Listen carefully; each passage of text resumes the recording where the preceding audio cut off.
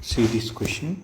This question was asked in 2023 May 13 TSM set question.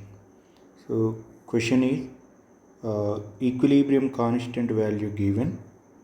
Equilibrium constant value given, that is 50 for this reaction. Which reaction? 1/3 N2 plus H2 gives rise to 2/3 NH3. For this equilibrium constant given, consider that is K150 and asked to calculate equilibrium constant for this reaction.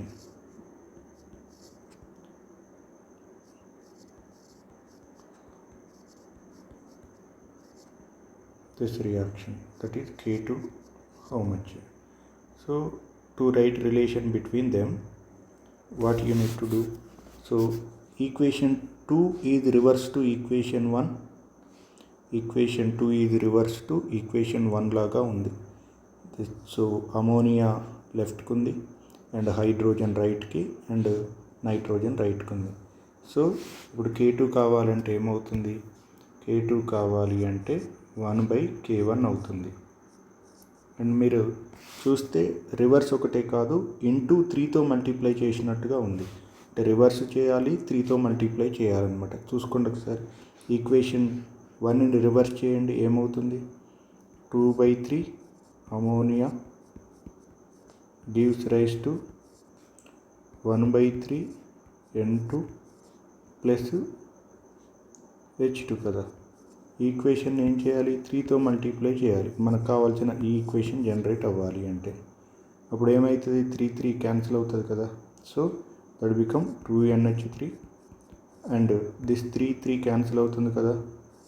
That gives what? N2 plus 3తో multiply చేస్తే 3H2 అవుతుంది కదా. అంటే ఏం చేయాలన్నమాట? 3తో multiply చేయాలి. So equation 2 కావాలంటే ఈక్వేషన్ 1ని దేంతో మల్టిప్లై చేయాలి? 3తో మల్టిప్లై చేయాలి. 3తో మల్టిప్లై చేయాలి కాబట్టి K1 into K1 into K1 K3 అవుతుంది. So K2 is equal to equation 1 reverse అవ్వాలి, మల్టిప్లై విత్ 3 అవ్వాలి. రివర్స్ అంటే 1/K1 అయింది. K2 is equal to 1/K1 and K1 multiply with 3 కాబట్టి K3 అయింది. సో 1 ఎంత అవుతుంది? K1 వాల్యూ గివెన్ 50 పవర్ 3 అవుతుంది. అంటే ఏమవుతుంది? 1/5 ఇంటూ 10 హోల్ పవర్ 3 అని రాసుకుంటే కొంచెం సింపుల్గా ఉంటుంది. That is 5 into 5 into 5 125.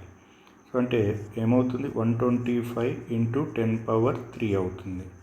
125 into 10 power 3.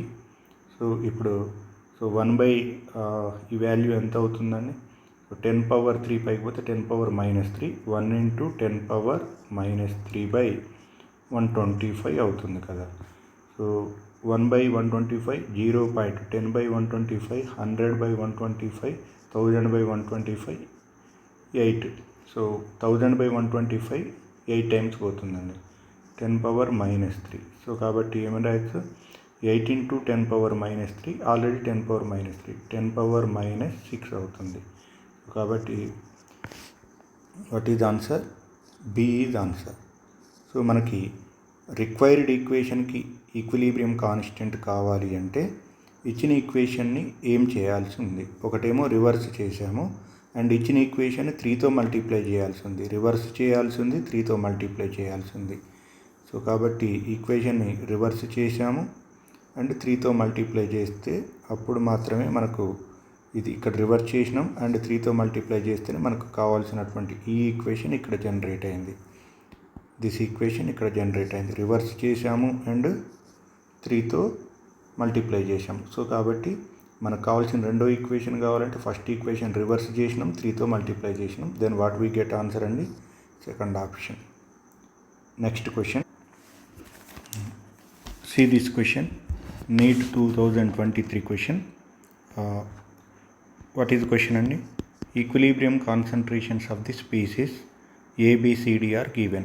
A concentration is 2, B concentration is 3, C concentration is 10 and D concentration is 6.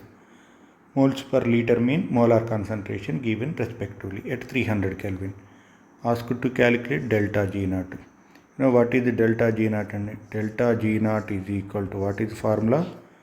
Minus 2.303 RT log K. RT log K. What is K for this reaction? K is equal to molar concentration of C into molar concentration of D by molar concentration of A into molar concentration of B. ఎంత అవుతుందండి కే value? C concentration ఎంత అన్నాడు? C third one కదా 10, and D concentration ఏంటి? Fourth one 6 by first one A concentration 2 into B concentration ఎంత 3. ఎంత అవుతుందండి? 60/6, that is equal to 10. అంటే కే వాల్యూ 10 అనమాట. సబ్స్టిట్యూట్ చేయండి, ఏమవుతుంది? Delta G naught is equal to what?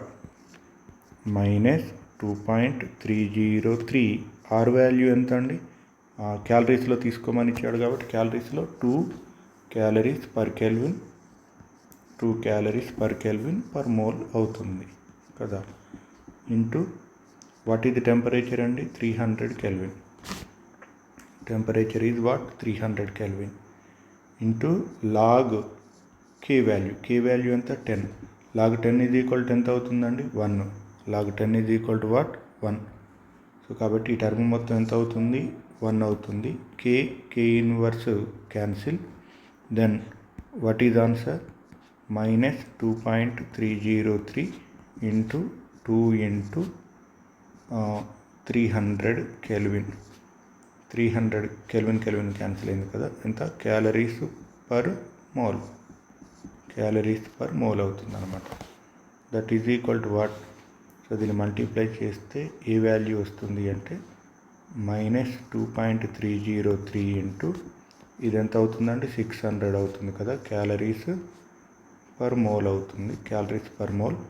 And ఈ వాల్యూని చేస్తే 2.303 ఇంటూ 600 అంటే ఏం చేయొచ్చు దాన్ని?